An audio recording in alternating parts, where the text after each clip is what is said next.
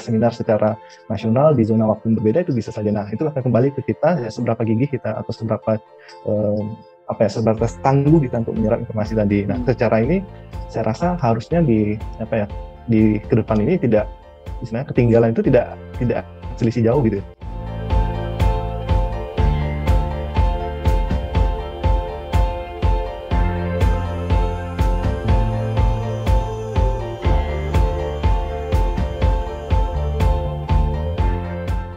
Selamat siang Bapak Ibu dan rekan-rekan. Terima kasih sudah meluangkan waktunya untuk hadir dalam acara Protox kali ini. Dan seperti yang Bapak Ibu dan rekan-rekan lihat di layar monitor Bapak Ibu dan rekan-rekan masing-masing, kali ini kita akan berbicara dan mewawancarai bersama IAI Kalimantan Barat. Di sini juga sudah hadir Pak Estar Putra Akbar dan juga Ibu Dian Perwitasari sebagai UPT DAI Kalimantan Barat. Baik, kita langsung saja. Saya akan sapa kedua narasumber kita yang sudah hadir di tengah-tengah kita ini. Di sini yang pertama saya akan sapa Pak Estar Putra Akbar sebagai Ketua IAI Kalimantan Barat. Selamat siang, Pak Estar. Selamat siang, Ziza, Ayu. Selamat siang. Selamat sekali lagi, Pak Estar. Ya, terima kasih, Mbak. Ibu segera pulih. Amin. Ya, terima kasih. Dan narasumber kita yang kedua, yaitu di sini ada Ibu Dian Perwitasari. Selamat siang, Bu Dian. Selamat siang, Assalamualaikum Mbak, Bapak-Bapak sekalian. Waalaikumsalam. Bu Dian sebagai UPT DAI Kalimantan Barat, benar ya Bu ya? Iya. Oke, terima kasih Bu Dian dan Pak Estar waktunya. Sekarang saya mau nanya dulu nih Pak Estar mengenai IAI Kalimantan Barat. Nah kebetulan Pak Estar sendiri sebagai ketua, bagaimana Pak untuk IAI Kalimantan Barat itu? Ya mungkin karena terus terang belum banyak didengar nih Pak. Mungkin boleh diceritakan sedikit Pak Estar, silakan. Ya, terima kasih Mbak Ziza. Mungkin tadi agak keputus ya.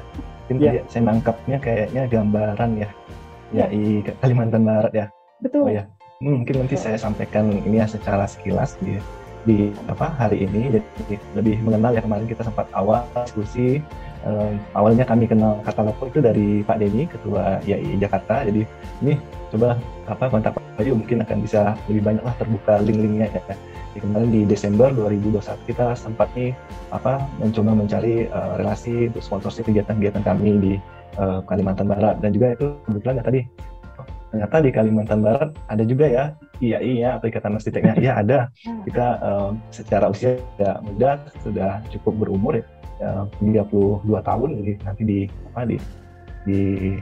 Agustus 33 tahun. Jadi memang ya ini kesempatan momen yang bagus sekali. Jadi saya sangat bersyukur dan terima kasih kepada teman-teman di Katalog Pro itu hanya membantu lah mempublikasi ya IAI Kalimantan Barat jadi lebih dikenal, dan apa saja yang program-program yang sedang kami lakukan, yaitu kami sangat merasa senang gini Pak Bayu dan Mbak Ziza.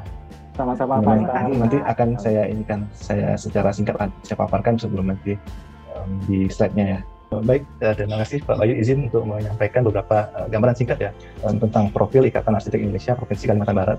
Jadi di sini memang secara umum ya kita tahu bahwa tujuan dari Ikatan Arsitek Indonesia merupakan organisasi yang membina, meningkatkan, kemudian melindungi pengembangan profesi arsiteknya. Jadi secara ini kita punya wadah, dan itu amanat yang tertuang dalam Undang-Undang Nomor 6 Tahun 2017. Jadi kita secara ini sebenarnya kita sudah memiliki sesuatu yang pasti ataupun jaminan ya dalam profesi ataupun berpraktek sebagai arsitek ya. Jadi sudah ada undang-undangnya, dan juga kita yang terbaru di PP-nya ya, Peraturan Pelaksana Undang, yaitu di PP 15 tahun 2021. Jadi itu sudah lebih detail ya mengatur bagaimana surat tanda registrasi arsitek ya, atau STRA yang kita kenal sebagai SKA, dan kemudian juga ada yang namanya lisensi. Nah itu cukup membahagiakan, dan itu juga merupakan perjuangan yang panjang ya. Yang di periodenya Pak Almarhum Ambara ya, yang memperjuangkan undang-undang sampai sudah bisa kita nikmati bersama dari rekan-rekan arsiteknya. Nah kemudian juga tentu saya mencoba kepada skop yang lebih kecil, yaitu di Kalimantan Barat ya. Umum karena kita di levelnya provinsi, ya kita akan fokus untuk mengembangkan profesi arsitek di Kalimantan Barat. Nah tentu pembinaan ini ya secara berkelanjutan. Saya sampaikan waktu penjabaran atau penilaian visi misi ya, waktu periode tahun 2019 di masa misalnya pemaparan visi misi atau pencalonan ketua. Jadi saya mencoba untuk menyampaikan beberapa visi, yaitu IAI Provinsi Kalimantan Barat akan berperan aktif dalam industri arsitektur dan sebagai wadah pembinaan profesi arsitek dan untuk meningkatkan kompetensi dan profesionalisme secara global. Jadi harapannya seperti itu. Nah, kita tadi sempat diskusi singkat ya tentang adanya ASEAN Arsitek ya tahun ini, awal tahun kemarin. Itu Pak Ketua Umum kita yang baru, Pak Gerius Budi atau Pak Bugar ya, akrabnya dipanggil. Itu beliau coba kembali mengepus ya bahwa IAI Kalimantan Barat itu supaya semakin banyak yang memiliki ASEAN Arsitek. Ya, itu juga menjadi PR kita bersama di Kalimantan Barat. Nah, kita coba ini ya beberapa mungkin saya singkat saja, ini tidak terlalu mendetail ya. Pada prinsipnya adalah pembinaan organisasi. Nah, kebetulan di sini saya ditemani oleh Bu Dian. Beliau ini adalah di UPT, Dewan Arsitek Indonesia, Provinsi Kalimantan Barat. Jadi terkait pelaksanaan sertifikasi ataupun uji kompetensi yang nantinya berlangsung di Kalimantan Barat, ini Bu Dian yang akan bertanggung jawab di situ. Jadi membantu tentang sertifikasi dan kompetensinya. Nah, saya ingin tadi ya, karena dulunya tak kenal maka tak sayang, maka saya coba untuk menyampaikan ya sejarah singkat yang mungkin beberapa rekan-rekan belum tahu, ternyata di Kalimantan Barat ada Ikatan Arsiteknya. Nah, ini sudah berdiri ya di tahun 1989 ya, jadi sudah cukup berumur ya, tidak muda mungkin, dan sudah masuk kepada tahun ini Musprov yang ke-8 ya. Jadi secara seperti ini ya, ini saya ada histori singkat ya dari ketua pertama IAI Provinsi Kalimantan Barat, mungkin bisa sama-sama kita saksikan ya.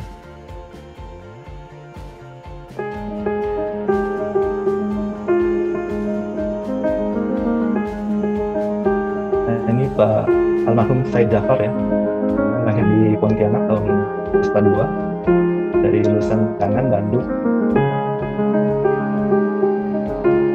Ini yang berjasa ya dalam dunia arsitek Kalimantan Barat.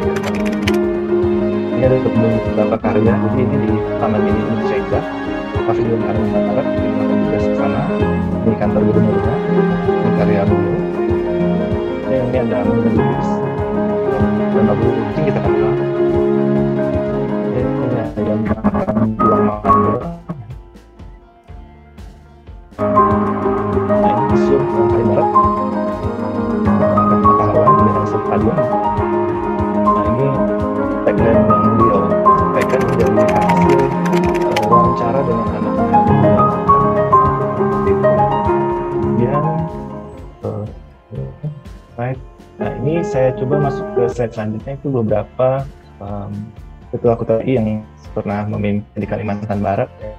Yang pertama ada Insinyur Said Jafar, kemudian ini yang kedua ada Pak Widianto, kemudian ini yang menarik Pak Bayu dari Giza, ini Pak Edi Rusdi Kamtono, beliau juga ketua IAI dan sekarang sebagai wali kota Pontianak. Ini ya. Kemudian ada ini Pak Muhammad Hidayat, ini dari Politeknik Pontianak, ini Pak Maulana Hasruddin. Nah, ini yang cukup berbeda, ini Pak Ahmad Rofiqat Rahman ya. Yang beliau sebagai ketua kehormatan juga, dan sekarang beliau sebagai ketua Nasional 5 Kalimantan. Oke, nah selanjutnya saya, tapi tidak saya sampaikan. Nah, ini ada susunan pengurus, jadi ya, IAI Kalbar itu tidak sendiri ya, tidak hanya saya atau hanya Budian ya, tapi di dalamnya ada wakil 1, 2, ada sekretaris. Jadi di sini ya, sini ada Pak Rida ya, wakil 1. Kemudian ada Pak Chandra Bayu, ini ada sekretaris, ini ada Pak Bahan. Nah, ini kemudian Bu Dian ini sendiri juga bendahara di IAI, Pak Bayu. Jadi kita masih rangkap jabatan ya. Seperti itu. Jadi kalau ini keuangan nih Bu Dian yang ngaturnya. Kemudian ini yang bidang keprofesian ada Pak Azari, anggotanya Pak Rizky Hadi. Kemudian di bidang pendidikan kita ada Pak Hamdil, anggotanya Ibu Zazaya. Kemudian ada di pengabdian profesi ada Pak Ki. Dan di sini ada penghargaan, ada Pak dan ini ada juga di bidang-bidang tentang pengkajian dan pelestarian arsitektur ya, jadi Pak Valentinus Fabiano, kemudian di hubungan ada Pak Saiful Mazir. Jadi ini kemudian mediasi dan advokasi ada Dr. Uray Ferry Andi. Jadi cukup bervariasi. Jadi kita di susunan pengurusnya di 2019, 2022 itu kombinasi yang saya bilang cukup komplit ya. Jadi di situ ada akademisi, ada visi, kemudian kebetulan di Kalimantan Barat ya, universitas yang memiliki program studi arsitektur ada 2, ya ada Universitas Tanjung Pura dan kemudian ada Politeknik Negeri Pontianak. Jadi susunan pengurusnya itu kombinasi antara Untan dan Polnet tuh Pak Bayu. Jadi ada kombinasi yang seimbang gitu. Ini saya boleh kasih tanggapan sedikit Pak Estar. Itu waktu Pak Estar pertama kali meramu tim kepengurusan, itu concernnya apa Pak? Sampai akhirnya terbentuk kepengurusannya seperti ini Pak? Nah, kita kemarin itu semangatnya tadi ya, ya kabar nih kok gitu-gitu aja ya. Istilahnya, maksudnya tadi kita perlu gimana caranya?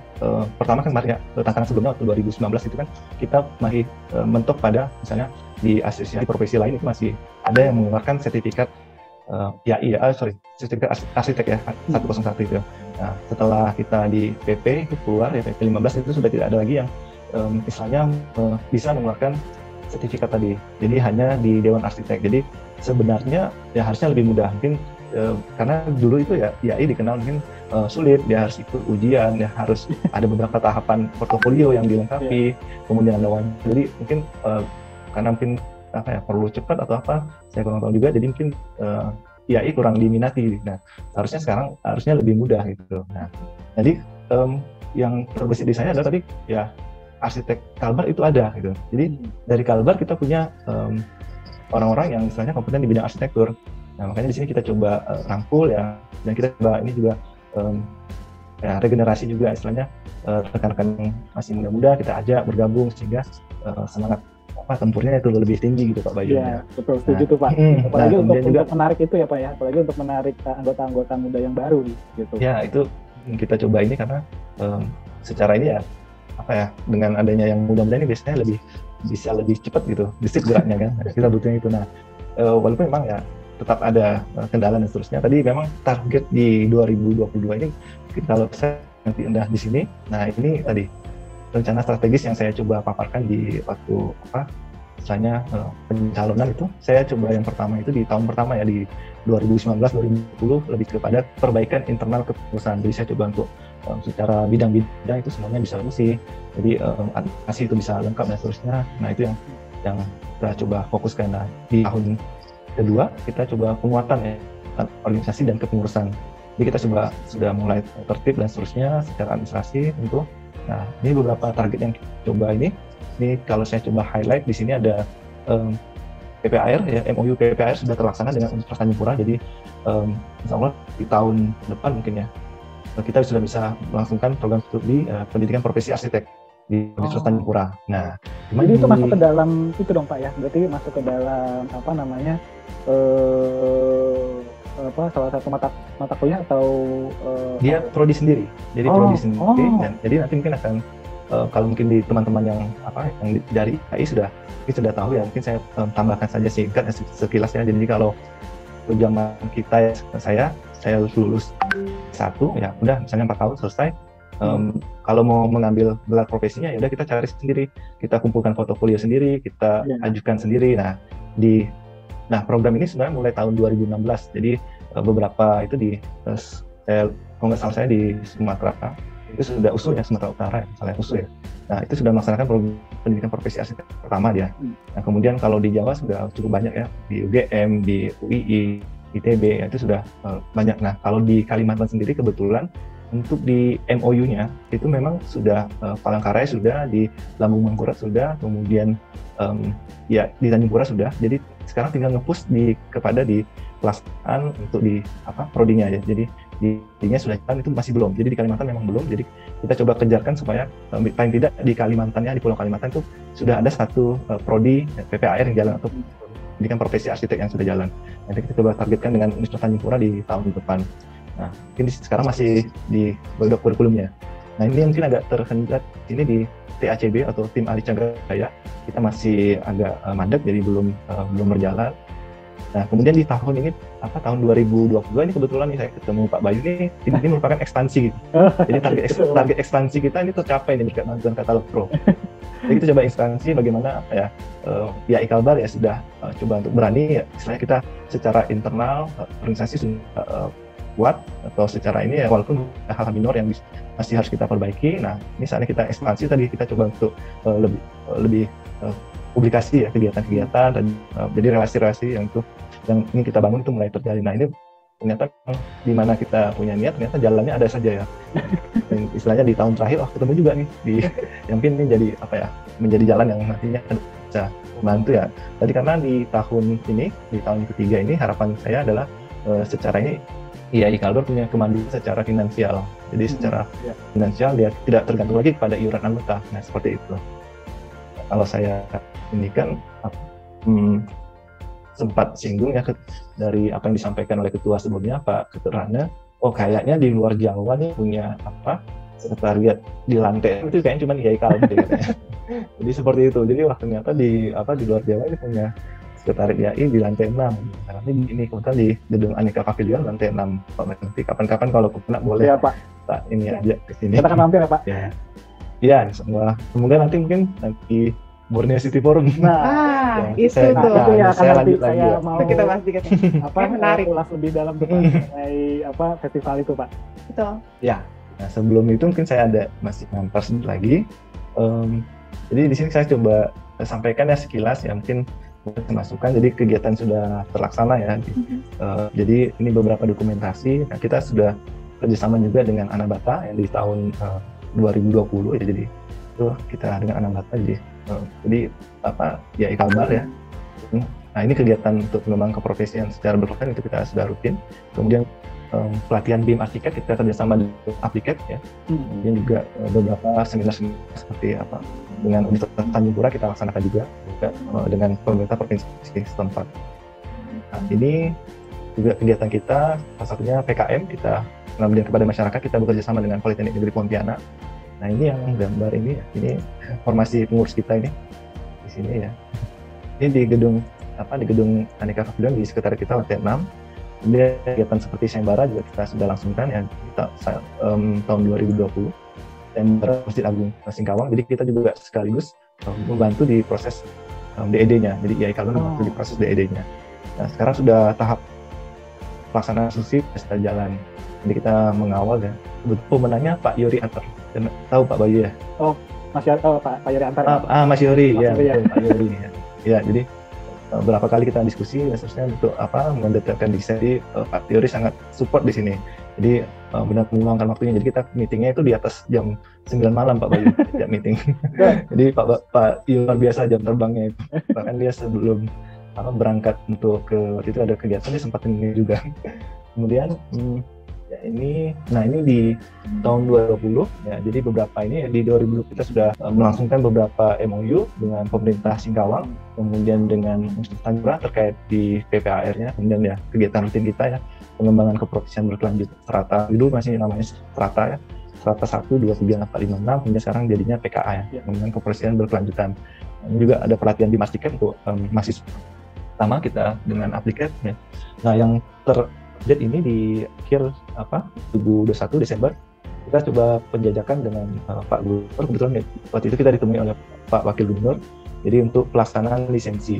Nah sekilas Pak Bayu ya tentang lisensi itu. Jadi gambarannya nanti kita setelah mendapatkan surat tanda registrasi arsitek atau STRA, kita untuk secara tanggung jawab legalitasnya, secara perizinannya kita perlu punya lisensi. Nah lisensi ini akan berlaku per provinsi. Jadi misalnya Pak Bayu punya lisensi di Kalimantan Barat, nah Pak Bayu tidak bisa membangun nantinya atau bertanggung jawab untuk di perizinan misalnya di Kalimantan Selatan karena lisensinya punyanya di Kalimantan Barat. Nah best practice-nya itu di DKI ya sudah melaksanakan itu. Nah jadi kalau misalnya di Bandung ya dia sudah ada lisensi atau IPTB ya. Tapi secara ini sudah jalan nanti kemarin IAI sudah launching di Pergub lisensinya, jadi Jawa Tengah sudah lewat di Pergub ininya lisensinya, jadi lumayan cepat ya, jadi termasuk yang tercepat sudah untuk lisensi di Jawa Tengah sudah jalan, itu bisa kita nanti jadi 34 waktu ngejar untuk pelaksanaan lisensi ini Pak Bayu. Nah itu PR kita nih, jadi kita lagi penjajakan, kemudian nanti akan kita sosialisasikan. Nah ini juga kita ada sayembara kemarin gerbang kawasan 4. Nah, kemudian ada di agenda di kuartal 4 yang kemudian akhirnya membenalan ketemu Katalog Pro ya di Desember. Nah kemudian ada beberapa support ya dukungan ini dari distributor lokal ya, Biograha, mereka support dengan kegiatan IAI, mereka dan beberapa misalnya ya, untuk membantu kita kegiatan-kegiatan online. Kemudian juga masih berlangsung ya kegiatan dengan Anabata ya kerjasamanya seperti itu. Nah ini Instagram kami Pak Bayu di awal itu 2019 itu 300-an followernya. Nah sekarang sudah 1683, jadi peningkatannya 5 kalinya. Seperti itu. Berarti kalau saya lihat dari proses hampir selesai masa jabatan Pak Estad, semuanya yang direncanakan berjalan semua ya Pak? Ya hampir kalau saya kata ya 85% sudah tercapai, walaupun memang tadi ya masih ada beberapa hal yang tetap kita perbaiki ya, karena misalnya di beberapa bidang itu belum aktif misalnya, jadi kita bantuin untuk di tahun 2 ini kita perbaiki ya. Jadi kemudian juga di diagramnya terlihat nih posternya. Nah ini cukup berkesan buat saya karena di kuartal keempat itu pembicaranya ibu-ibu semua gitu.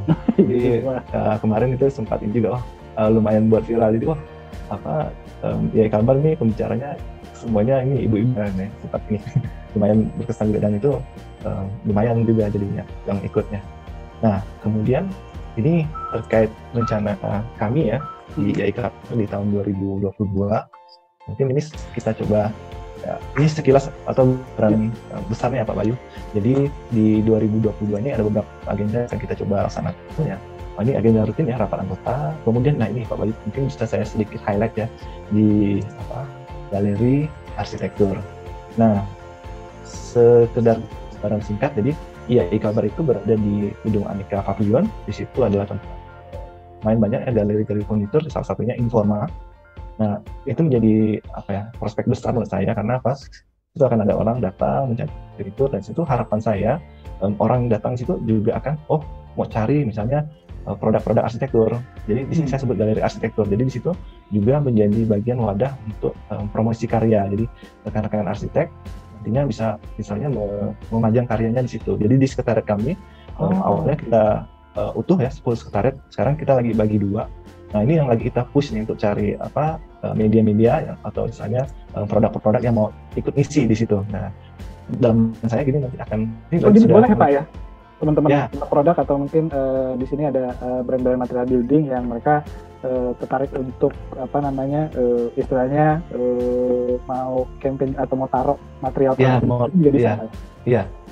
Ya karena di situ cukup prospek ya di situ, karena di situ ada galeri furnitur ya, Informa itu, jadi orang mau belanja produk itu ya mungkin sekalian di situ mau cari produk arsitektur. Jadi sini karya arsitektur dan produk arsitekturnya, jadi materialnya apa kita coba plotkan di situ. Jadi kita bagi 2 nih Pak, bagi sekretariat kita. Jadi tidak terlalu besar, mungkin sekitar 6x4 ya. Jadi kita coba plotkan di situ. Jadi saya datang, jadi ini yang lagi PR saya yang belum terlaksana juga ini. Jadi harapannya di Februari ini sudah launching. Jadi produk-produk sudah beberapa sih saya hubungi yang lokal ya. Tertarik ya, kita tinggal coba launching kan. Beberapa hal mungkin itu tertunda ya. Harapannya galeri ini bisa jalan di Februari. Jadi tadi sekalian sebagai wadah juga teman-temannya arsitek di Kalimantan Barat itu bisa lebih dikenal. Ternyata arsitek itu tidak dari luar saja yang ada, ternyata di Kalimantan Barat itu sudah ada juga. Nah kemudian ini tadi ya lanjutan dari kegiatan kita yang untuk di lisensi, asosiasi lisensi. Nah ini kita coba buatkan juga kode etik PKA 1-3 ini lebih kepada pengembangan keprofesian, ini agenda rutin kita. Nah di tahun ini kita laksanakan mungkin hanya 1 kali. Kalau di tahun sebelumnya kita adakan 2 kali. Nah di tahun ini kita cukup 1 kali karena ada agenda yang lumayan besar, karena di akhir kita nanti ada Musprop. Kemudian, nah ini juga beberapa yang model kita coba untuk angkat ya. Ini kita coba narasumbernya dari lokal. Kalau di sini kita narasumbernya kombinasi lokal maupun nasional. Nah ini kita coba fokus di lokal, dan mungkin kepada beberapa generasi muda bisa kita munculkan di sini. Jadi seperti talk singkat lah gitu ya. Jadi data singkat tentang karya-karya arsitek di Kalimantan Barat, ini fokusnya situ. Nah kemudian ini kita coba ada seminar arsitektur tentang sertifikat layak fungsi. Nanti coba ini kan, nah ini ada beberapa kita coba, ini bagian dari gaung di acara Musprop ya. Dan HUT IAI kita coba nanti adakan sayembara logo Musprop. 33 tahun ya Pak ya? Tahun 2 ya benar. Jadi cuman itu ya belum terkenal ya Pak Bayu. Bukan belum terkenal Pak. Belum terdengar. Belum dikenal aja. Iya, ya. Tapi yang menarik itu ya, kalau misalnya saya lihat kita ngomongin Kalimantan, khususnya di Kalimantan Barat itu kan sangat berdekatan dengan negara-negara ASEAN yang lain tuh. Nah ini mungkin bisa jadi pertimbangan teman-teman juga bisa support acara-acara IAI Kalimantan Barat ya Pak. Karena kemungkinan juga asik-asik negara tetangga itu bisa dengar juga. Iya. Ya itu jadi bagian satu ya agenda mungkin ini. Nah ini dia yang tadi Bayu singgung ya. Ini Borneo City Forum. Saya coba kembali kepada sejarah singkatnya. Borneo City Forum ini pencetus pertamanya itu Pak almarhum Ahmad Jul. Di ketua IAI sebelumnya di tahun 2018-2021 ya salah. Yang sudah berpulang di tahun 2020 Maret ya. Nah ini merupakan titipan dia waktu saya dilantik ya.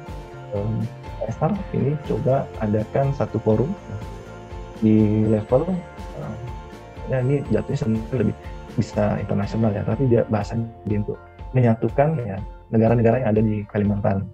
Nah ini cita-cita beliau.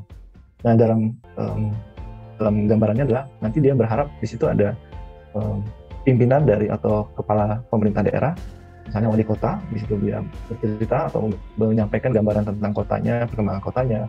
Nah kemudian waktu itu sebelum waktu beliau menyampaikan itu belum ada bahasa IKN. Nah IKN itu story setelah itu. Nah IKN itu belum disinggung, jadi lebih kepada cross border, jadi lintas batas antar negara. Jadi Malaysia, Brunei, Indonesia. Nah itu ada kan satu forum ya. Kemudian di situ ada pemimpin daerahnya, kemudian ada juga arsitek-arsiteknya. Nah itu disatukan dalam satu Borneo City Forum. Nah ini terus terang Pak Bayu, ini bukan event yang baru saya rencanakan di tahun 2022, tetapi ini sempat tertunda beberapa kali.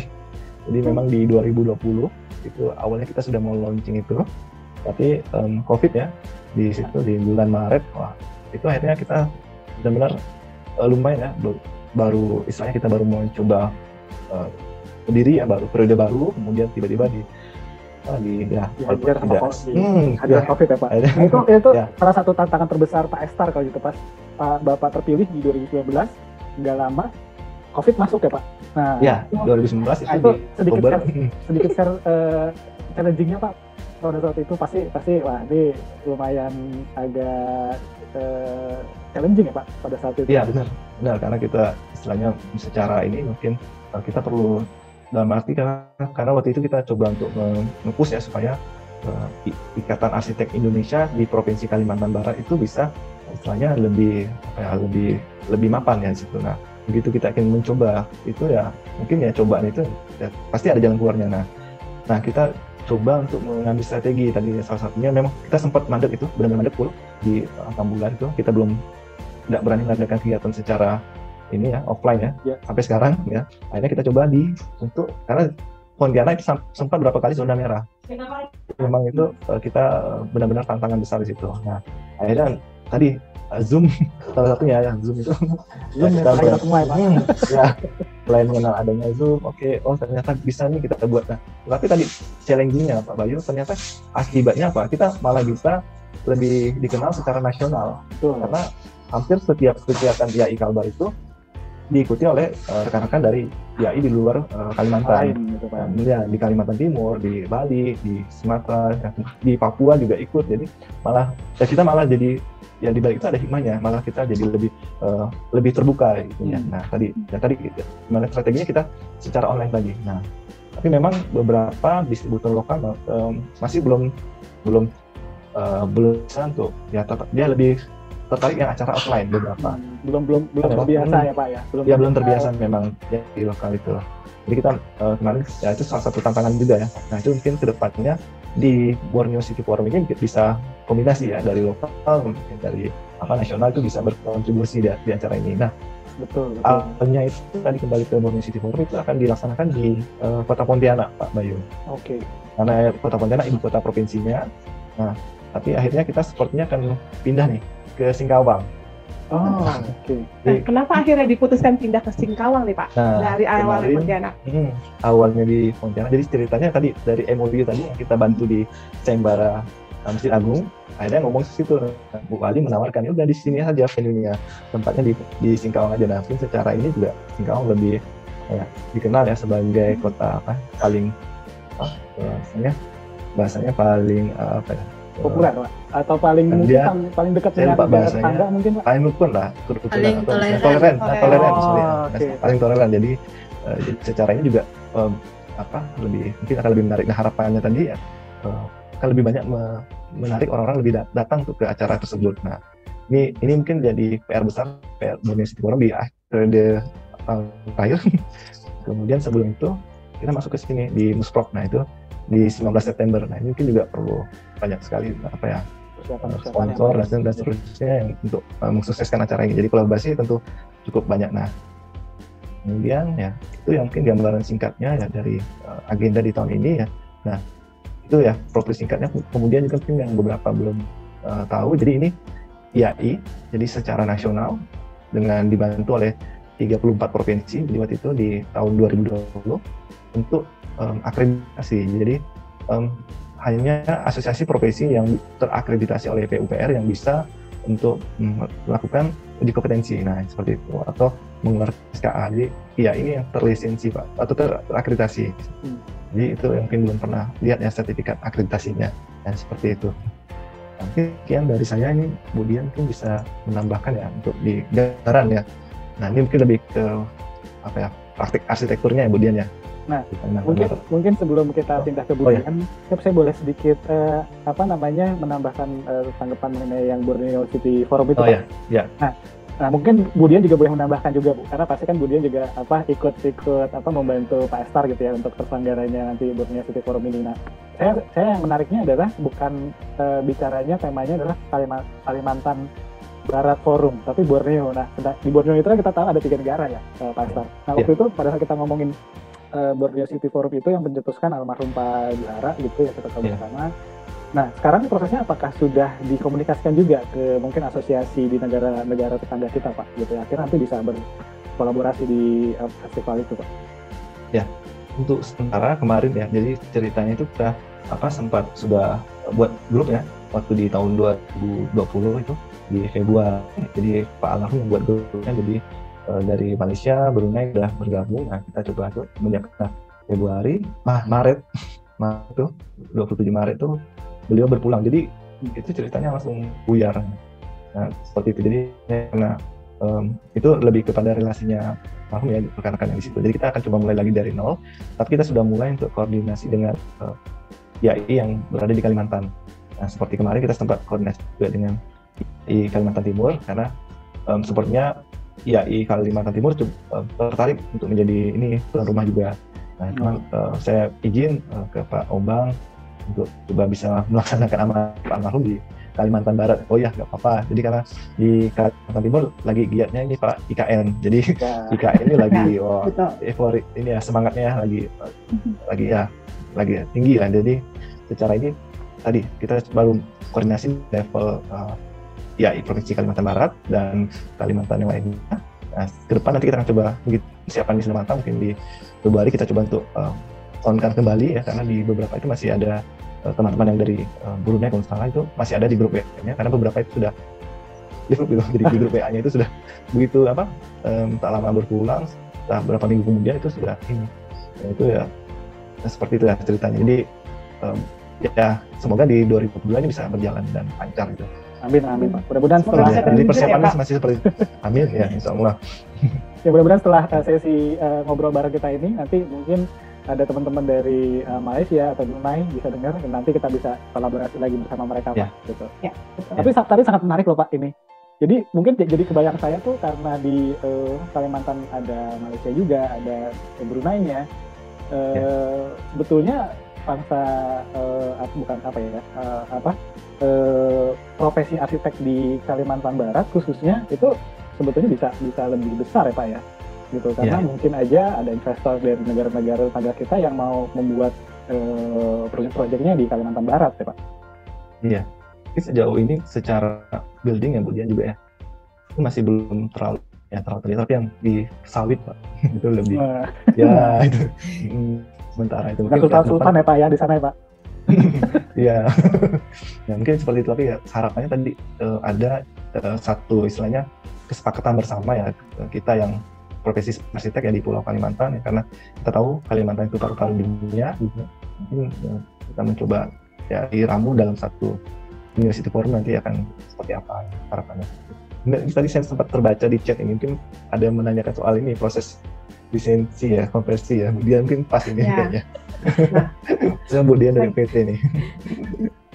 Mungkin itu ya, ada tambahan kemudian? Sudah cukup Pak, saya pikir. Oke. Baik, terima kasih Pak Esta dan Budian. Mungkin Budian boleh jelasin lagi. Tadi kan kalau nggak salah untuk pertanyaan di kolom chat nanti kita akan bacakan di akhir sesi diskusi kita. Jadi rekan-rekan silakan yang ingin bertanya mengenai Buana City Forum ataupun mengenai IAI ataupun bagaimana cara masuk atau menjadi anggota IAI juga boleh, silakan. Nanti kita akan bacakan di akhir acara. Dan juga Budian boleh, silakan boleh ditambahkan Bu, mengenai giat apa sih Bu yang sedang dikerjakan di IAI Kalimantan Barat. Oke.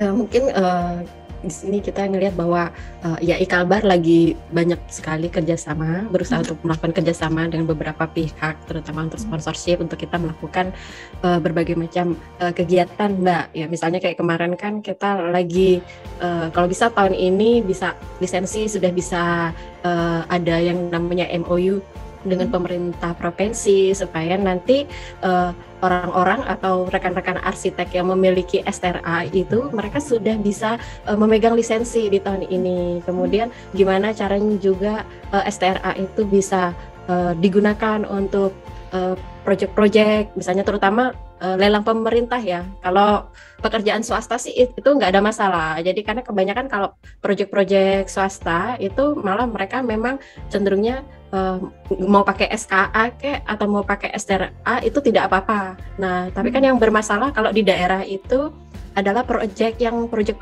pemerintah, sehingga mau tidak mau SKK ataupun STRA atau SKA itu menjadi hal yang paling dinanti dan diutamakan gitu, karena itu kan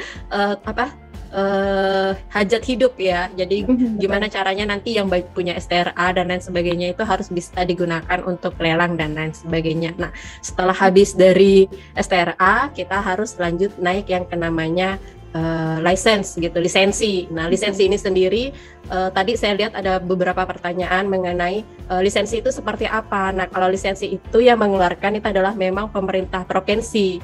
Nah, namun soalnya memang yang dibuat ada oleh IAI provinsinya. Nah, cuman nanti izin lisensi itu dikeluarkan oleh pemerintah. Nah, nggak tahu nanti siapa yang ditunjuk, apakah nanti mungkin bisa Cipta Karya atau Dinas Penanaman Modal, Satu Pintu ataupun yang lain gitu. Jadi STRA itu dikeluarkan oleh Dewan Arsitek Indonesia, kemudian lisensi itu dikeluarkan oleh dinas terkait. Nah, jadi nanti ada dua yang bisa dipegang oleh profesi arsitek itu. Yang pertama adalah STRA, kemudian yang kedua adalah lisensi. Nah, jadi seperti itu lebihnya. Berarti kalau untuk STRA sendiri itu berlaku secara nasional kah atau hanya satu provinsi itu saja Bu? Jika misalnya si arsitek itu pindah domisili di luar kota, apakah itu akan mengikuti STRA dari provinsi itu, gitu Bu? STRA berlaku seluruh Indonesia, Mbak. Iya. Jadi yang hanya berlaku lokal itu adalah lisensi. Jadi misalnya nih Mbak Ziza mau dapat proyek di Kota Pontianak, ya Mbak Ziza hanya dapat lisensi di Kota Pontianak aja. Nah, lisensi Mbak Lisa ini nggak akan bisa digunakan di Jakarta karena nanti Mbak Ziza harus ngurus lagi lisensinya di Jakarta. Nah, jadi seorang arsitek boleh punya lebih dari satu lisensi, mau 4, 5 atau semua provinsi. Kalau sanggup ngerjain, nggak apa-apa, boleh gitu. Tapi STRA cukup satu, gitu. Iya. Baik, terima kasih, Budian. Oke, Budian boleh dijelaskan Ibu mengenai apa sih yang lagi hot di Kalimantan Barat, apa yang lagi direncanakan, program-program apa aja sih Ibu dari IAI Kalimantan Barat? Mungkin saya boleh share kali ya, boleh. Tapi saya tuh nggak terlalu akan bicara tentang IAI. Tadi udah dijelaskan panjang lebar oleh Pak Estar ya, seperti apa IAI Kalimantan Barat. Mungkin saya akan lebih bagaimana perkembangan arsitektur, giat arsitektur di Kalimantan Barat dalam perspektif arsitektur maupun konstruksinya. Nah, jadi Kalimantan Barat sendiri sebagai intermezzo itu merupakan kalau kita lihat di peta dunia itu merupakan sentralnya Indonesia ya. Jadi terletak di garis khatulistiwa benar-benar. Jadi setiap tanggal 23 September jam 12 siang kalau kita ke Tugu Khatulistiwa itu kita berdiri di situ, kita nggak ada bayangan sama sekali. Nah, jadi itu adalah sesuatu hal yang menarik. Nah, namun juga yang menarik adalah Kalimantan Barat itu dia berbatasan dengan negara tetangga yaitu Malaysia Timur. Nah, di mana di Kalimantan Barat itu memiliki 5 PLB atau pos lintas batas negara. Nah, salah satunya yang di sini yang saya lihatkan itu seperti ada PLB Aruk, kemudian ada PLB Badau, ya, kemudian ada Jagoy Babang, Sungai Kelik dan lain sebagainya. Jadi totalnya itu ada sekitar 5 yang memang dia ditempatkan di posisi border antara Indonesia dan Malaysia. Nah, pada masa lampau beberapa tahun yang lalu pada tahun 2000-an ya. Jadi perkembangan arsitektur di Indonesia di Kalimantan Barat itu masih sangat kurang ya. Maksudnya kita hanya sering lihat arsitektur di Jakarta seperti ini, di Jawa seperti ini. Nah, kemudian kalau yang di lokal seperti Indonesia itu seperti apa sih? Itu kurang nampak di situ. Nah, namun akhirnya setelah beberapa tahun kemudian banyak masuk arsitektur atau mahasiswa atau anak-anak muda dari Kalbar yang sekolah di luar, kemudian dia balik lagi, mereka menemukan kayak sebuah suatu arsitek yang seperti apa sih yang cocok di Kalimantan Barat, sehingga itu pun akhirnya memperkaya bagaimana arsitektur yang ada di Kalimantan Barat. Misalnya contoh di sini PLB Aruk beda nih desainnya dengan PLB Badau gitu, karena memang itu karakternya beda nih. Kalau Aruk itu kan area pesisir, dia dekat dengan pantai dan lain sebagainya. Jadi desain yang ditampilkan pun lebih tema-tema tropis di arah sana. Kemudian kalau di Badau itu daerahnya itu lebih ke hulu ya. Jadi mayoritas adalah suku Dayak dengan konsep desain lokalitasnya adalah ornamen Dayak. Jadi setiap daerah itu mereka punya ciri khas masing-masing ya, sehingga itu bisa ditampilkan pada sebuah konsep daripada desain-desain bangunannya. Nah, kebetulan bangunan-bangunan yang ini, yang PLB itu adalah merupakan pilot project dari PUPR pusat ya, yang memang pada saat itu Presiden Jokowi pada saat terpilih pertama kali Presiden mengatakan bahwa yang namanya border itu adalah wajah depan sebuah negara. Jadi jangan sampai kita ini kan sebagai etalasenya dulu nih, etalasenya harus bagus ya. Jadi sehingga dibuatlah PLB yang sangat baik ya, seperti itu. Nah, ini mohon maaf Bu, sedikit menanggapi dan tanya juga. Berarti di dalam PLB ini isinya tuh ada apa aja Bu? Oke, ini imigrasi Mas, sebenarnya PLB ini adalah pos lintas batas. Jadi dia kayak gimana ya, ini 2 negara. Nah, PLB-nya itu ada di Indonesia sama ada di negara Malaysia. Nah, jadi sebelum kita mau masuk ke Malaysia, kita diperiksa dulu paspornya, barang-barangnya, dan lain sebagainya, dokumen-dokumen imigrasi. Nah, setelah lolos, baru kita bisa berpindah dari Indonesia ke Malaysia hanya dengan jalan kaki aja. Kenapa saya tanya gitu Bu? Karena dari desain PLB Aruk dan Badau ini kan bagus banget ya. Maksudnya sangat masa kini banget gitu. Mungkin ya nggak menutup kemungkinan ternyata di dalam ini ada sisi komersilnya gitu. Tadi pikiran saya jangan-jangan ada jualan ya di dalam ya. Ada Mas. Jadi mall kecil lah gitu. Kalau saya lupa yang di Jagoy Babang atau yang di Badau itu dia seperti mall.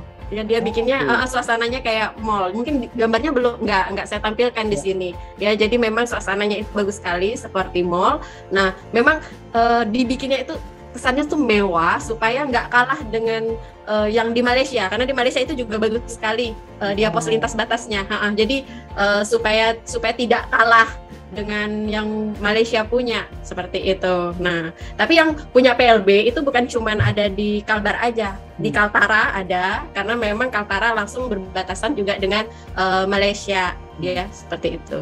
Nah, kemudian kita juga ternyata di Kalbar dipercaya untuk membangun yang namanya PLTU ya, yang di Bintang Mas, daerah Bintang Mas. Jadi ini adalah PLTU pertama uap ya. Jadi di sini listrik kalau zaman dulu beberapa tahun yang lalu, 20 tahun yang lalu itu di Kota Pontianak itu gantian Mas kalau mati lampu. Iya, listriknya gantian. Jadi jam 8 sampai jam 4 sore itu mati lampu. Nah, nanti jam misalnya gitu. Mati lampu setengah hari, nanti hidup lagi malam sampai pagi. Nah, itu begitu terus selama beberapa bulan, selama beberapa tahun. Nah, akhirnya setelah bertahun-tahun kita mampu menjadi bagian dari PLTU Kalbar. Jadi artinya bahwa perkembangan infrastruktur di Kalimantan Barat itu juga sudah mulai baik ya, karena termasuk ke dalam proyek-proyek nasional.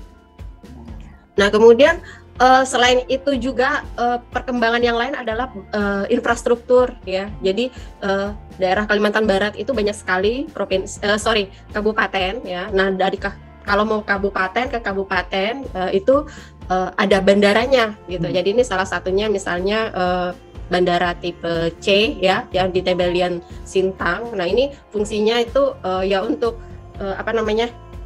moda transportasi lah, antara misalnya kalau mau dari Sintang ke Kota Pontianak atau dari Sintang mau kemana lain, karena memang perjalanan darat di Kalimantan Barat itu relatif cukup jauh. Kalau kita mau ke tengah-tengah, kalau dibuka itu bisa sampai 10 jam, 15 jam, bahkan bisa sampai 24 jam. Nah, makanya daerah-daerah yang jauh seperti itu dibuat infrastrukturnya bandara-bandara supaya mempermudah atau mempercepat orang-orang yang tinggal di situ untuk ke perpindahannya ke kota. Nah, seperti itu. Nah ini yang paling terkenal sekarang lagi naik daun ya, karena ini benar-benar meningkatkan perekonomian Kalimantan Barat secara seutuhnya ya, yaitu Pelabuhan Internasional Kijing yang terletak di Mempawah. Bu, sekarang sudah berjalan Bu ya? Sudah di operasionalkan. Iya, cuman kemarin sempat ada badai. Jadi kena ombak itu bagian tengahnya itu dia kayak roboh, tapi kayaknya sudah betul lagi. Jadi ini dibangun di area sekitar 200 hektar ya. Jadi benar-benar di tepi sungai. Kemudian punya jalan sepanjang 3,5 kilometer sampai ke Laut Lepas. Nah, itu di situ dari pesisir berarti Bu ya? Iya, dari pesisir.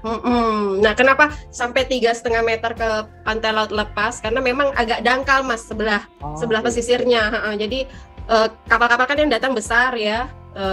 Dia bawa banyak sekali material dan lain sebagainya. Jadi nggak bisa berlabuh dekat gitu. Jadi dia jauh lah parkir kapalnya itu baru nanti diambil barang-barangnya. Nah, seperti itu. Nah, ini tujuannya misalnya kayak CPO ya, minyak lagi mahal kan sekarang. Ini minyak lagi mahal, kemudian boksit orang-orang di Kalimantan Barat tuh minyak goreng tuh tinggal peras sendiri kalau dia tinggal ambil dari ya, karena memang hampir sebagian besar itu ya.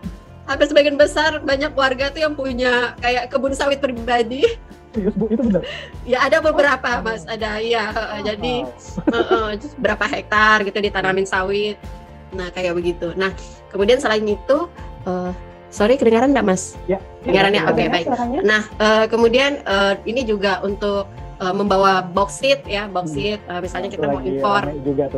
Iya kan sekarang lagi katanya nggak boleh ya boksit, maju mundur, boleh impor, kadang nggak impor. Nah, tapi ya nanti lewat sini. Jadi ini pelabuhannya memang khusus untuk barang. Nah, kalau pelabuhan yang khusus untuk penumpang itu ada di Kota Pontianak. Jadi beda dia. Jadi ini memang hanya dikhususkan untuk pelabuhan barang aja.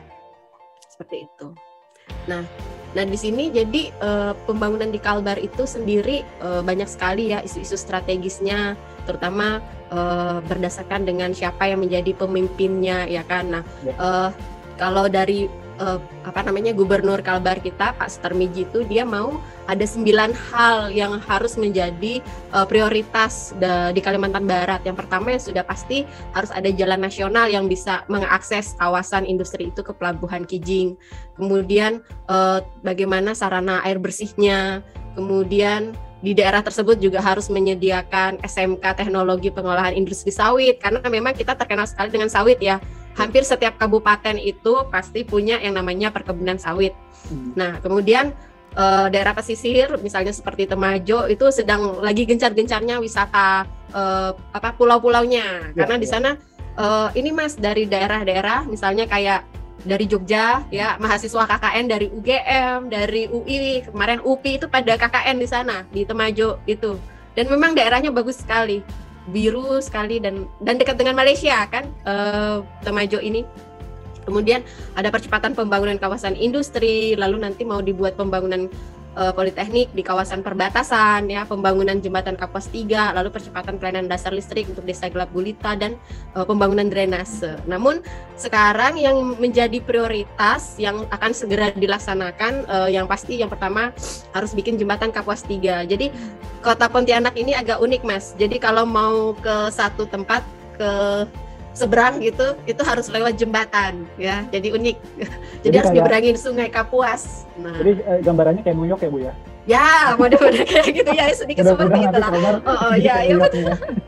Benar-benar seperti itu. Kemudian membuat sebuah jembatan sungai besar di Sambas juga ya. Kemudian duplikasi jembatan Kapuas 1, ada jalan paralel perbatasan, itu udah pasti harus dibuat karena kita kan mau menghubungkan antara satu provinsi ke provinsi lain, misalnya antara Kalbar, Kalteng, Kaltim, kemudian misalnya ke Kalsel ya, itu kan harus dibuat rutenya seperti itu.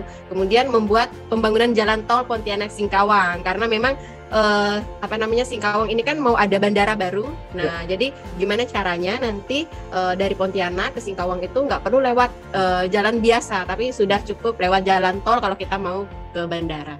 Wah, ini luar biasa banget ya, proyeksi-proyeksi proyeknya nanti. Nah, mungkin di sini teman-teman yang berprofesi sebagai arsitek, ini mungkin boleh dipertimbangkan nih Kalbar untuk buka studio atau konsultan baru di sana.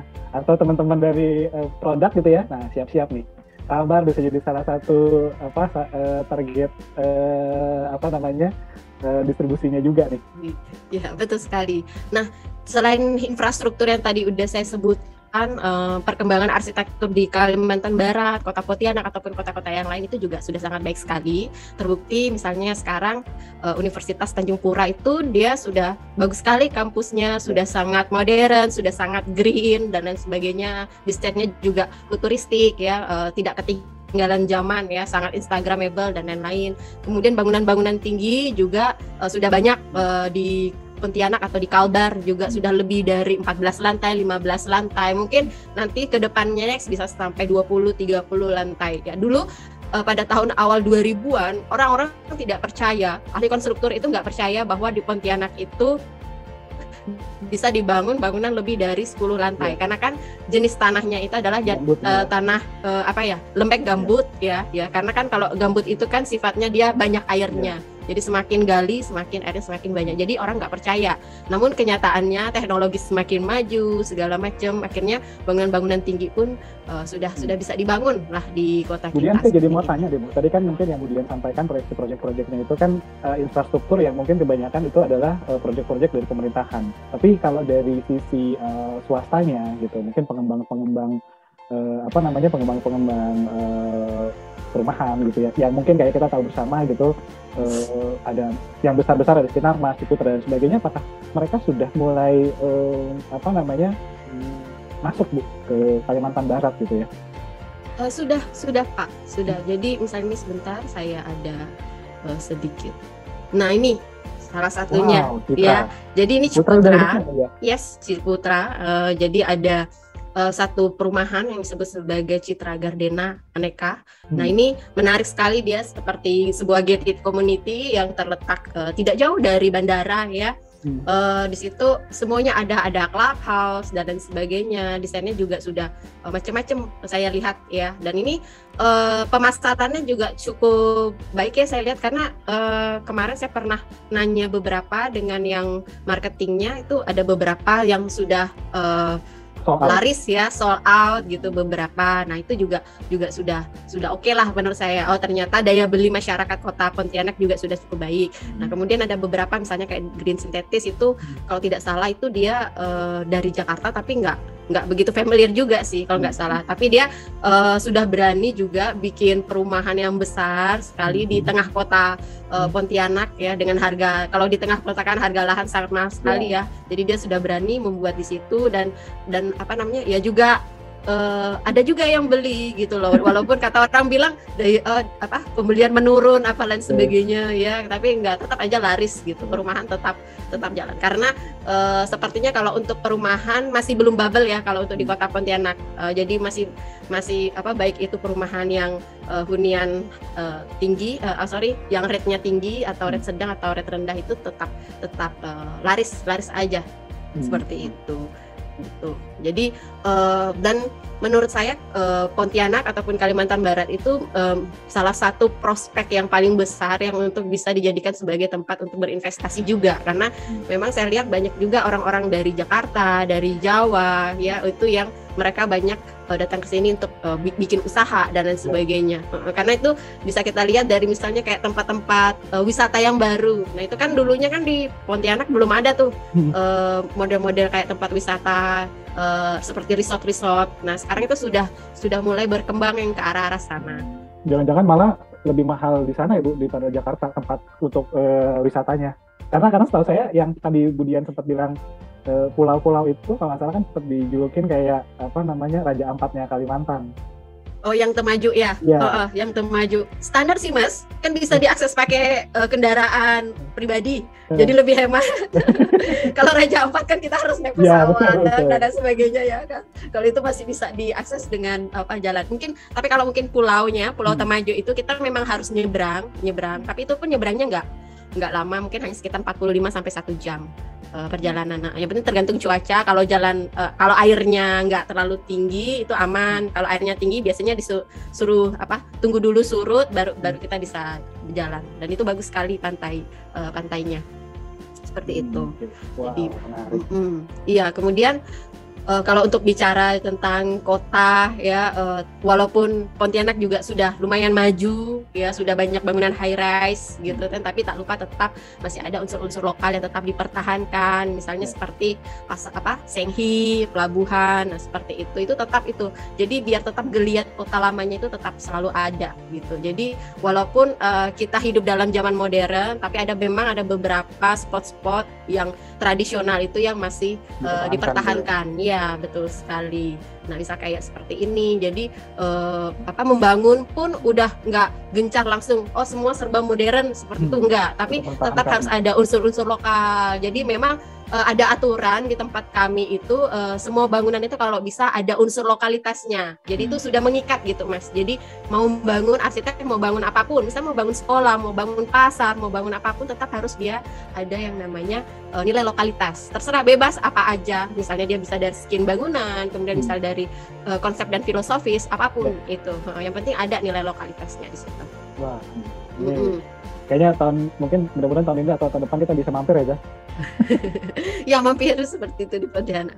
Nah kemudian ini yang menarik dan setiap tahun pasti dilaksanakan. Kebetulan aja saya nggak tahu apakah tahun ini, tapi kayaknya tahun ini dilaksanakan karena jalannya sudah dipersiapkan dengan sedemikian rupa untuk kegiatan momen ini ya. Di Pontianak ini itu adalah festival Tahun Baru Cina. Nah, yaitu sebentar.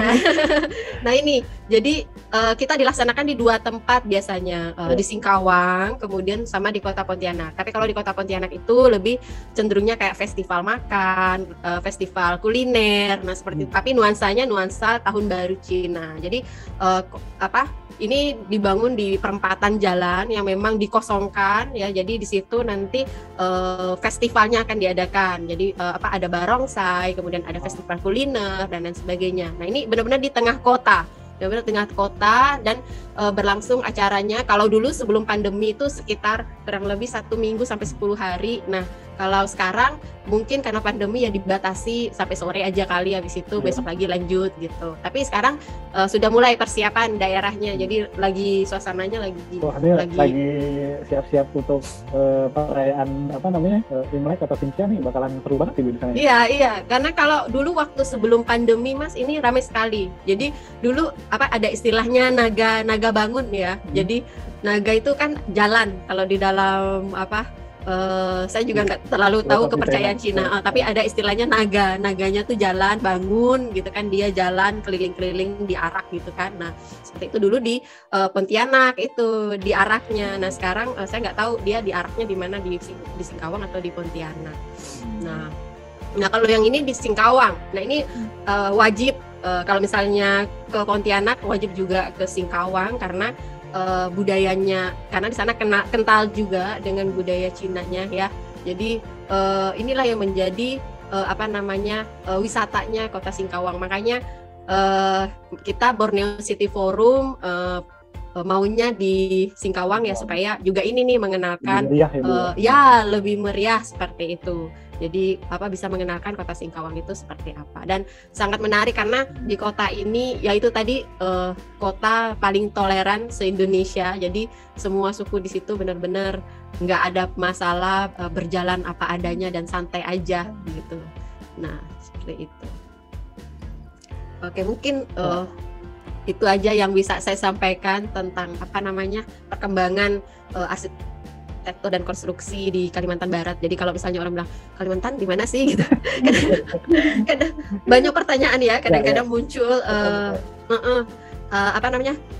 banyak nanya Kalimantan, bukan Kalimantan Barat saya bilang. Karena kalau Kalimantan kan kita bicara tentang pulau ya. Nah mungkin harus difokuskan gitu. Pertanyaan saya juga pasti saya yakin kalau boleh saya tahu mungkin Pak Estar atau Budian kan lulusan dari kampus di luar Kalimantan Ibu ya? Iya betul. Nah mungkin ada masukan nggak mungkin Pak Estar atau Budian buat teman-teman yang kota kelahirannya di Kalimantan Barat gitu, khususnya apa sih yang bisa mereka akhirnya concern mereka untuk mereka harus balik ke Kalimantan Barat untuk membangun kota Kalimantan Barat sendiri gitu, karena mungkin persepsi kami mungkin yang di luar Kalimantan Barat tuh mungkin masih seperti itu gitu, sedangkan ternyata faktanya Pak Estar dan Budian dengan profesi arsiteknya bisa survive gitu di Kalimantan Barat Bu. Ya mungkin dari Pak Estar dulu boleh Pak? Oh iya boleh. Baik, terima kasih Bayu ya. Baik, jadi kalau ini saya jadi secara ini kalau saya ini satunya di Pontianak ya, Tanjung Pura. Di Jawa itu di S2-nya di UGM. Jadi S1-nya masih di Pontianak, S2-nya di UGM. Jadi bukan dari di luar enggak. Nah, jadi kalau secara ini gambarannya tadi saya sempat ini ya, teringat yang Bu Dian bilang tadi ya. Dulu Pontianak itu sering mati lampu kan. Ada jam-jamnya, minggu keberapa misalnya gitu mati lampu. Jadi waktu di Jaya itu ini kok nggak mati lampu ya, kapan ya mati lampunya gitu, malah pertanyaan gitu, ini kapan ya mati lampunya gitu. Nah seperti itu, jadi sekilas itu. Nah jadi memang secara informasi itu ya dulu ya, sebelum kita mengenal ya media online yang secara mudah berinteraksi. Nah dulu memang secara kegiatannya di Jawa itu mahasiswa arsiteknya itu sering sekali ngadain kegiatan pameran, diskusi dan seterusnya, itu sering sekali ya. Kalau kebetulan saya waktu itu yang di Jogja di UGM itu, nah kebetulan itu sering sekali, mungkin 1 bulan itu bisa ada beberapa kali kegiatan seminar. Nah kalau kita waktu saya masih jauh tahun 2005, 2004 itu mungkin kegiatan seminar itu bisa dihitung dalam setahun itu mungkin bisa mungkin ada setahun satu tuh udah syukur gitu, karena kita harus transportnya, undang pembicaranya dan seterusnya. Nah dengan saya harap malah dengan kondisi yang sekarang ini kita lebih terbuka ya, dengan kondisi kemudahan teknologi. Nah itu harusnya mahasiswa itu bisa menyerap ilmu lebih cepat, karena kapanpun seperti ini kan kita bisa secara beda tempat kita ngadain event. Nah dari manapun bisa mengakses ya. Begitu sudah ada sinyal, ada kuota, langsung bergabung ya. Nah jadi informasi itu tinggal kita kembali ke kita, gimana kita mau menyerap informasinya, atau serajin apa kita.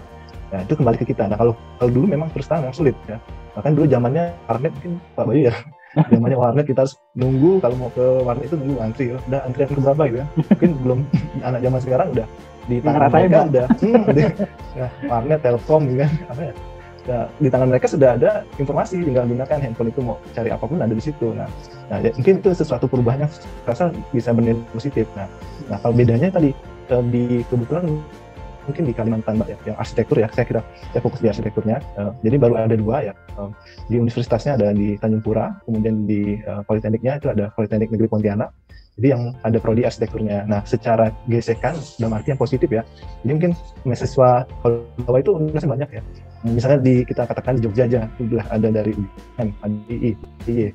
Nah, itu mereka udah kalau misalnya UGM nih buat event nih, nah ya kan semangat anak-anak muda kan cepat membara ya, oh kita buat yuk yang lain gitu misalnya. Nah itu kan menjadi sesuatu yang semangat yang positif ya. Mungkin gesekan-gesekan itu yang belum tercipta ya dulu ya. Nah mungkin setelah kita ya ke waktu ternyata anak-anaknya lebih aktif, lebih kreatif karena mungkin tadi ya terpacu ya. Nah harapan kita ya di generasi yang baru ya yang sudah melek teknologi, informasi, dan sekarang kita tidak ada batasannya. Nah, walaupun sekarang kita di zona waktu yang sama, mungkin teman-teman yang di Bali udah duluan 1 jam ya, kita kan sama ya WIB ya. Nah, bukan waktu Indonesia belanja ya, di waktu Indonesia Barat. Nah, kita sama di zona waktu sama, kita bisa menyerap informasi ya tadi dengan cepat ya, tidak terbatas lagi pada waktu. Bahkan misalnya kita ikut seminar secara nasional di zona waktu yang berbeda itu bisa saja. Nah, itu akan kembali ke kita ya, seberapa gigih kita atau seberapa tangguh kita untuk menyerap informasi tadi. Nah, secara ini saya rasa harusnya di ke depan ini tidak misalnya ketinggalan itu tidak selisih jauh gitu. Nah, kita bisa paling tidak ya tidak terlalu tertinggal ya secara informasi. Mungkin Bu Dian bisa menambahkan ya. Nah, mungkin Bu Dian ada tanggapan lain Bu. Silakan Bu Dian. Oke, baik, terima kasih. Memang sih atmosfer daripada dunia pendidikan di Kalimantan Barat sama memang di Jawa itu memang berbeda sekali ya. Jadi saya juga dulu sempat ketika saya di Jogja, saya juga kebetulan di UGM itu, ternyata teman-teman nih rajin banget gitu. Kok semuanya ke perpustakaan? Ya udah ikut gitu. Saya ikut ke perpustakaan, bisa dari pagi sampai sore. Nah, ketika saya balik, kok perpustakaannya sepi ya di sini. Nah, kayak gitu. Itu mungkin karena memang kita tidak terbiasa budaya yang seperti itu, karena memang setiap daerah itu memiliki budaya yang berbeda-beda. Nah, kalau di Kalimantan Barat, saya pikir mahasiswanya itu bukan karena mereka malas atau bukan karena mereka tidak tahu, tapi mereka lebih senang menghabiskan waktu itu mereka dengan berkumpul. Nah, dengan berkumpul itulah mereka mungkin bisa saling sharing, saling memberikan apresiasi satu sama lain, bagaimana mengerjakan tugas dan lain sebagainya. Nah, kalau mungkin untuk kegiatan-kegiatan seperti yang kayak pecah kuca yang ada di Jawa sana kan itu yang dilaksanakan setiap bulan dan lain sebagainya, itu mereka nggak sampai ke sana karena memang pada saat ada kegiatan yang seperti itu kita belum sampai gitu informasi yang seperti itu. Nah, sekarang dengan adanya teknologi yang sudah semakin maju, internet, media sosial, saya rasa itu kita bisa mengejar ketertinggalannya.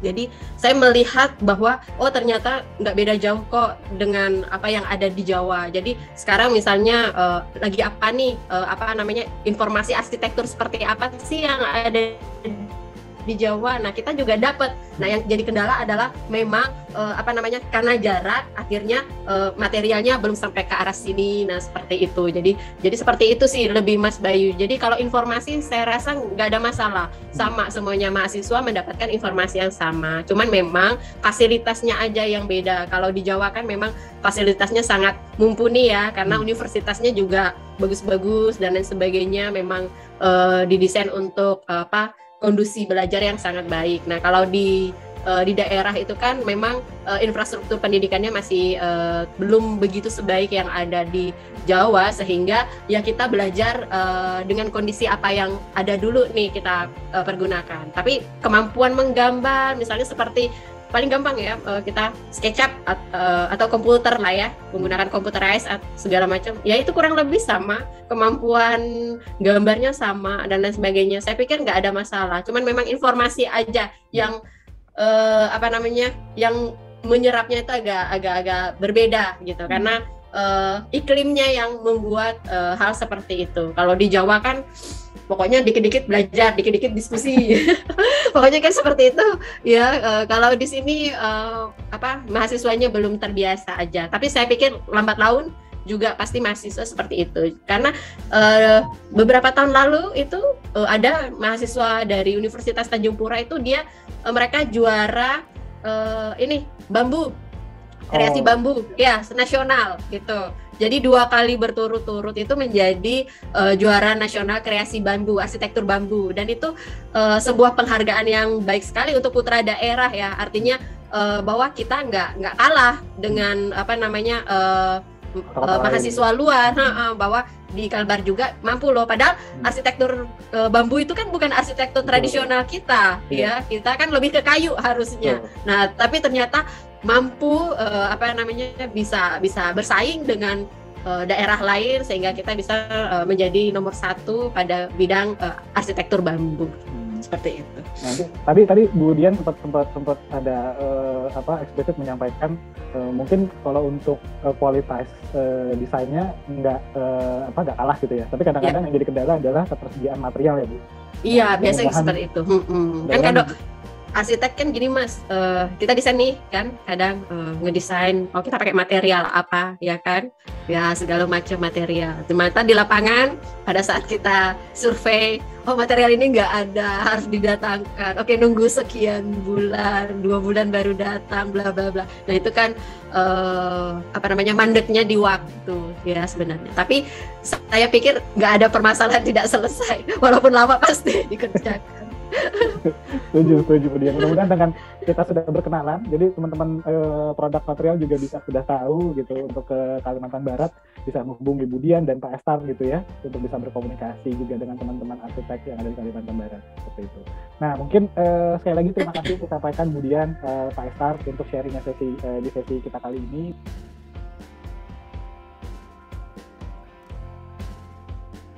Go Katalog Pro.